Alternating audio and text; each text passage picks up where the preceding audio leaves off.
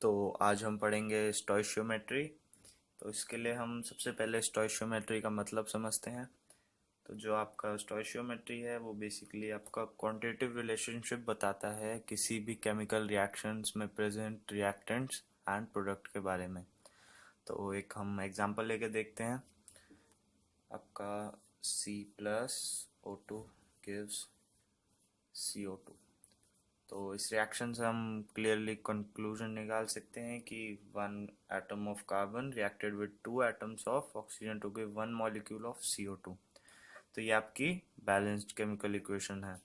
तो इस रिएक्शन से हम एक और कंक्लूजन निकाल सकते हैं कि one mole of carbon reacted with one mole of oxygen gas to give one mole of carbon dioxide gas.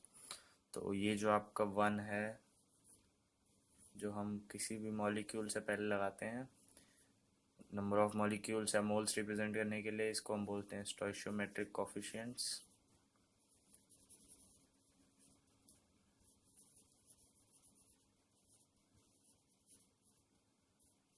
तो किसी भी केमिकल रिएक्शन में स्टोइशियोमेट्री लगाने से पहले हम उसको बैलेंस करते हैं। हम एक और एग्जांपल लेके देखते हैं। CH4 plus O2 gives CO2 plus H2O। तो ये आपकी रिएक्शन पहले से ही बैलेंस थी, बट यह रिएक्शन आपकी बैलेंस नहीं है। तो इसको हम बैलेंस करते हैं।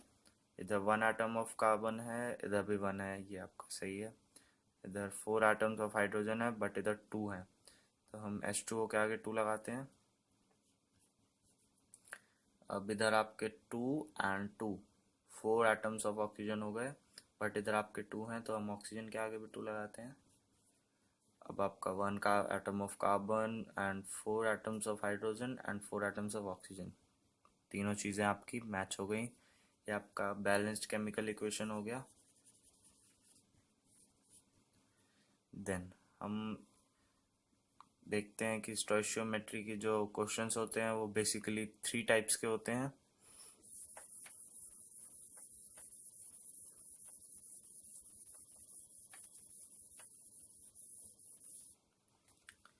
सो फर्स्ट टाइप है मास मास रिलेशंस, सेकंड है mass volume relation, and third है वॉल्यूम वॉल्यूम रिलेशन।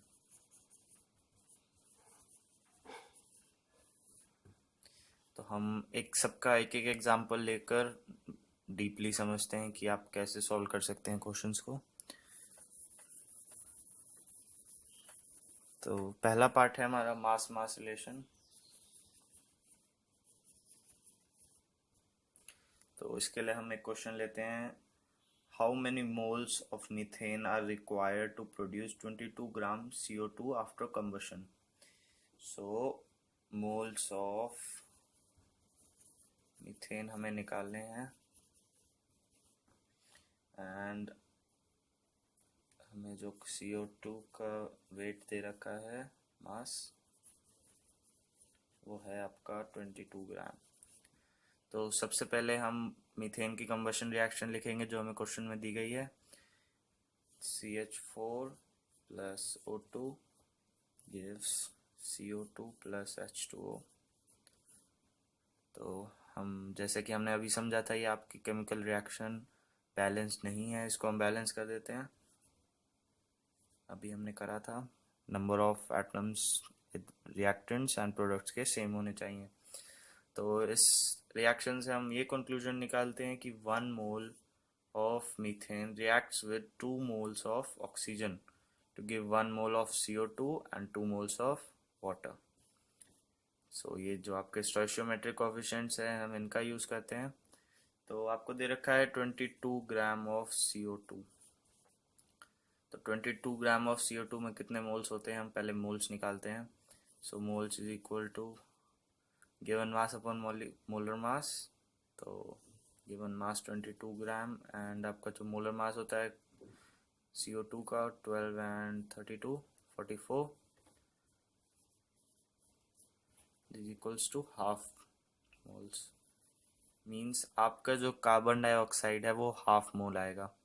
तो हम अगर इस रिएक्शन से देखें, अगर वन मोल ऑफ मीथेन है तो वो 1 मोल ऑफ CO2 दे रहा है, और अगर हाफ मोल ऑफ मीथेन होगा तो वो हाफ मोल ऑफ CO2 देगा।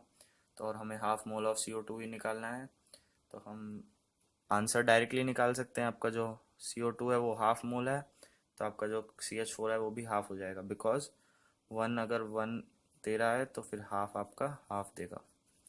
तो हाफ मोल ऑफ CH4 का जो मास होगा वो होगा, CH4 का आपका वेट होगा 16, सो 8 ग्राम्स। सो जो हमारे क्वेश्चन का आंसर आएगा वो आएगा 8 ग्राम्स। 8 ग्राम्स ऑफ CH4 कम्बस, उसका जो कम्बशन होता है वो आपका 22 ग्राम ऑफ CO2 देगा। तो आपका ये मास मास रिलेशन हो गया। अब हम एक मास वॉल्यूम रिलेशन देखते हैं।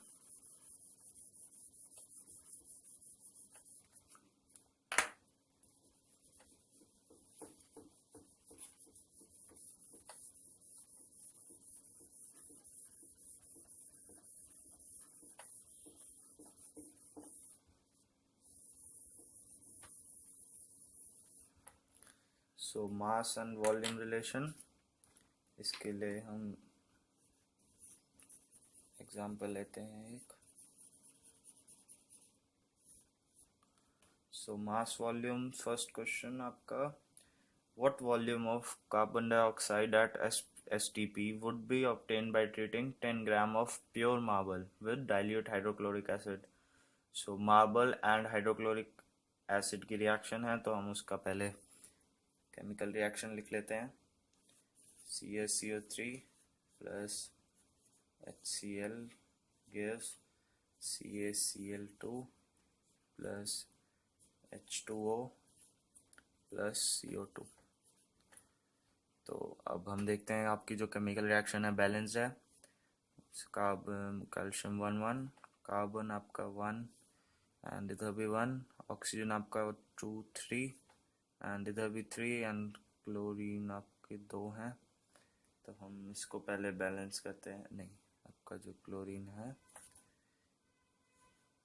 2HCl कर देंगे हम। क्लोरीन इधर 2 क्लोरीन हो गए, इधर भी 2 क्लोरीन हो गए, एंड हाइड्रोजन 2 हो गए, एंड इधर भी 2 हाइड्रोजन है। तो ये आपकी केमिकल रिएक्शन बैलेंस हो गई। तो आपसे पूछा है what volume of carbon dioxide eight STP would be obtain by treating 10 gram of pure marble. तो 10 ग्राम ऑफ मार्बल, हम इसके मोल्स निकालते हैं। सो मोल्स मोल्स आपके 10 ग्राम, एंड मोलर मास इसका 40, 12 एंड 48, 10 1 100। सो आपके 0.1 मोल है। तो CaCO3 and CO2. So 1 mole of CaCO3 gives 1 mole of CO2.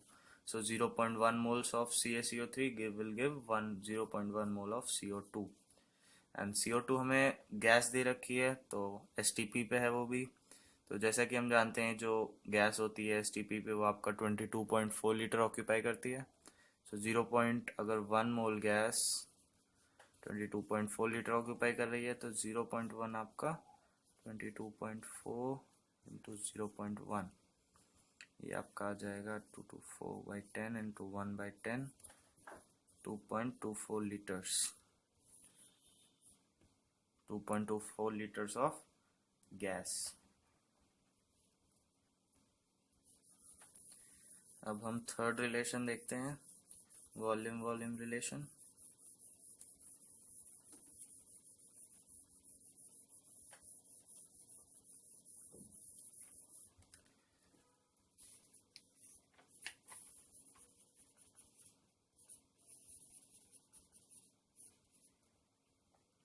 तो इसके लिए हम एग्जांपल लेते हैं। What volume of oxygen at STP is required to affect complete combustion of 200 centimeter cube of acetylene? So acetylene and oxygen की हम reaction लिखते हैं। C2H2 plus O2 gives CO2 plus H2O। अब हम इसको बैलेंस करते हैं, एक आपकी बैलेंस नहीं है, तो इसके लिए हम इधर 2 है, 2 लगाते हैं, 2 4 and 5। तो ये आपकी जो केमिकल इक्वेशन है बैलेंस हो गई है। 4 atoms of carbon, 4 atoms of carbon, hydrogen atoms 4, इधर भी 4, ऑक्सीजन आपका 10 है, 4 टू ज़ 10 एंड 2 10। ये आपकी बैलेंस हो गई है। तो बेसिकली क्वेश्चन में पूछा गया है what volume of oxygen at STP is required to affect complete combustion of 200 centimeter cube of acetylene। so 1 centimeter cube में आपका 1 मिलीलीटर होता है, तो 200 सेंटीमीटर क्यूब में आपका 200 ml होएगा। यहाँ से अगर हम देखें तो हम रिलेशन निकाल सकते हैं 2 moles of acetylene requires 5 moles of oxygen। हम यहाँ से पहले गैस में ले जाते हैं इसको। अगर 2 moles C2H2 है मीन्स 44.8 लीटर है, एंड 5 moles ऑफ ऑक्सीजन है तो 22.4 इंटू 5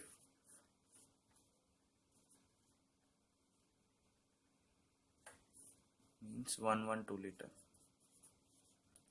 तो हम यहाँ से यूनिटरी मेथड लगाते हैं। 44.8 लीटर एसिटिलीन को डिकम्पोज होने के लिए 112 लीटर ऑक्सीजन चाहिए। 200 ml के लिए हमें रिक्वायरमेंट होगी 112 बाई 44.8 इंटू 200। 200 ये आपका लीटर में है, इसको अभी हम लीटर में कन्वर्ट करते हैं। देन ये आपका आ जाएगा 224 by 448 means half litre. Half litre means 500 ml और 500 centimetre cube of oxygen is required. Basically जो स्टोइशियोमेट्री है उसकी आप जितनी प्रैक्टिस करें वो आपका उतना स्ट्रांग होता जाएगा।